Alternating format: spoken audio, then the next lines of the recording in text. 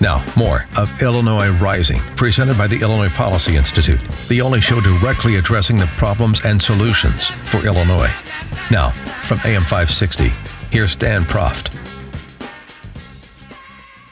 Dan Proft back with Pat Hughes of the Illinois Opportunity Project on this edition of Rising. And Pat, I'm confused. You're going to have to help me with this. This week, United Van Lines put out its annual survey of in-migration and out-migration. It found that Chicago is leading the nation in residents leaving. In point of fact, in 2016, Chicago was the only major city to lose population, losing more than double the number of residents it did the year before, according to the U.S. Census Bureau. Chicago losing 8,638 residents from 2015 to 2016. Population just north of 2.7 million now and declining.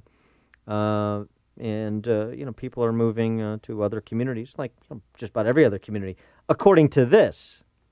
But United Van Lines appears to be missing something that Madigan spokesman Steve Brown sees every day.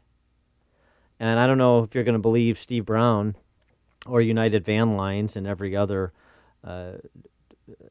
example of data collection on the topic of in-migration and out-migration. I guess that's up to you. Here's Steve Brown, Mike Madigan's spokesman, saying, what are you talking about with this out-migration people leaving business? Someday somebody will get into the real background behind the migration issues. They've not really done it yet. Why are we losing congressional districts every census if we're not losing population? Because the population in other states is growing faster than we're gaining.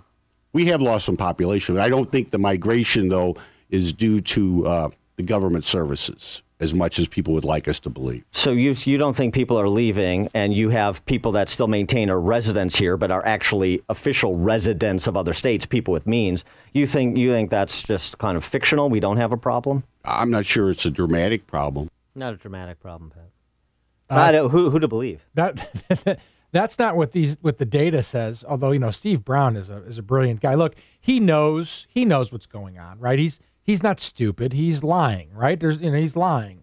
And, what's interesting about your comment about Chicago being the number one sort of out-migration city, I think a lot of people think of Chicago as like Lakeshore Drive and Lincoln Park and the Gold Coast and then these emerging neighborhoods like, Andersonville or Bucktown. The reality of it is Chicago goes way further than that. And there are places in Chicago, part where near I grew up, some places on the south and west sides, where it's unlivable and people are leaving and going to different places. So that doesn't get a lot of attention, right? We talk about this all the time, but at some point people have to say, look, I'm fed up, I have to get out of here, and I think that's what's happening. So along the Gold Coast, things are fine, but in the rest of the city, it's not. There's another survey out, too, in terms of best cities for job opportunities. Chicago barely made the top 25. A city like Indianapolis was second or third. Yeah, Indianapolis is killing us because it's a nice city. There's the suburb of Carmel, Indiana, which is right outside of it, is a beautiful emerging place, all new buildings. And, obviously they have that property tax cap. They've got a growing economy. They're right next door. And people are starting to say, hey, I can still drive down to Lakeshore Drive and Michigan Avenue for Christmas time and whenever in the summer and live in a much better experience in Indiana right next door. Of course, Illinois has been competing with New Jersey for most out-migration of any state in the country for the last 5 or 6 years.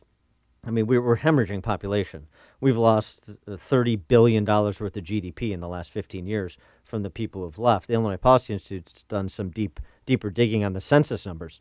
So that's the data set from the U.S. Census.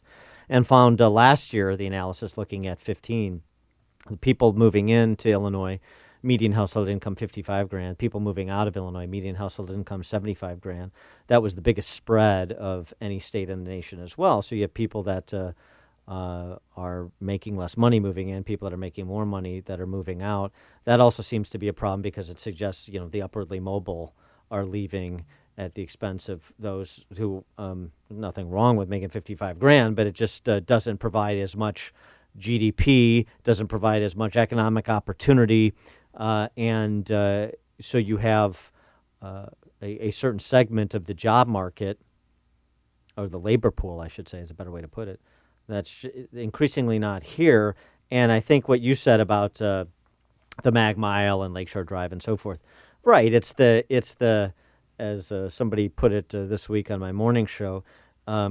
Chicago is shines like the silver plating on a casket.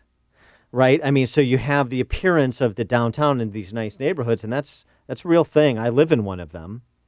But you can't have, as I want to say, 45 of the 50 wards in the city burn down around you and pretend that the 5 won't be impacted and that the whole city is not teetering on the precipice of collapse, because by every financial measure it is. That's because, Dan, in the city of Chicago and the state, it only serves like 2 or 3 constituents. Fabulously wealthy people who are connected to state and city government, politicians who are connected to state and city government, and the public sector unions in the state and in the city. Those are the 3 groups that are being served by the way our politics are in Chicago and in the state. And what does that leave? It leaves everybody else out in the cold with incredibly high property taxes, a 32% tax increase, bond debt that they can't afford to pay both in the city and in the state. And so why stay?